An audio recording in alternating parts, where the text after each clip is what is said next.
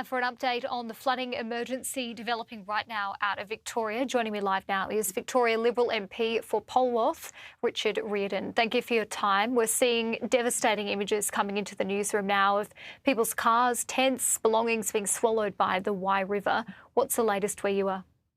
Oh, thanks, Julia. The latest is here that the rain has stopped. It's incredibly overcast. The hills behind me, or in front of me actually, they are filled with moisture-laden air. It's a thick mist, but there is mess everywhere in the caravan parks in Lorne, Cumberland River and Wye River. They were hit with nearly 180 millimetres of rain in the mountains behind us, and it's made a real mess. It's come up, and in fact, here I'm standing in Lorne. They've actually hardly had any rain much at all today, but it's just sitting a couple of k's behind us on the mountains. Mount Cowley is one of the highest points in the Otways, and it has just been an absolute deluge. And it is such a beautiful holiday spot there too. This would have caught a lot of people by surprise, locals, but also visitors too. We just heard from the SES that they don't believe anyone has become stuck in floodwaters. Is that your understanding?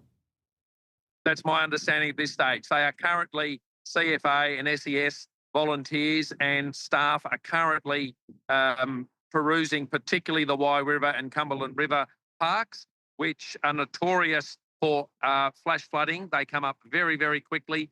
It's a relatively quick catchment from the top of the mountains to the sea, and they're just making sure that, with luck, everyone got out in time. It literally rises with minutes.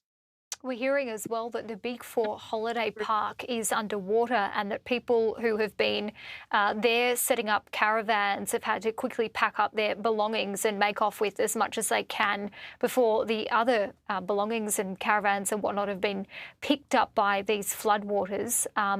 What have you been seeing in regards to people's belongings being taken away? Right.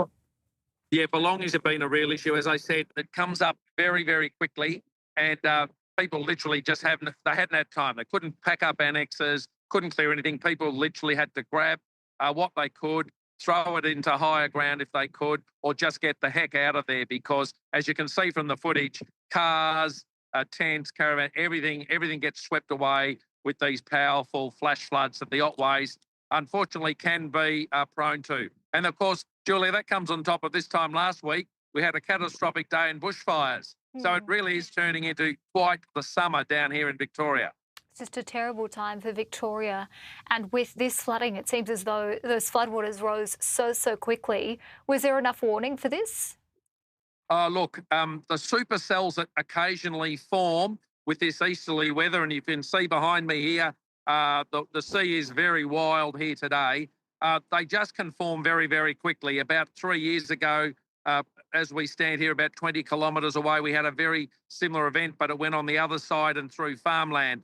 The Otways with an easterly weather can throw up all sorts of predicaments. But here, when you've got literally tens of thousands of people holidaying, having 180 millimetres of water flushed down within minutes into the community can, in fact, and could be dangerous. But I think today we have escaped any serious injuries or damage. Well, Richard Riordan, thank you for keeping us updated on the situation there. Appreciate it.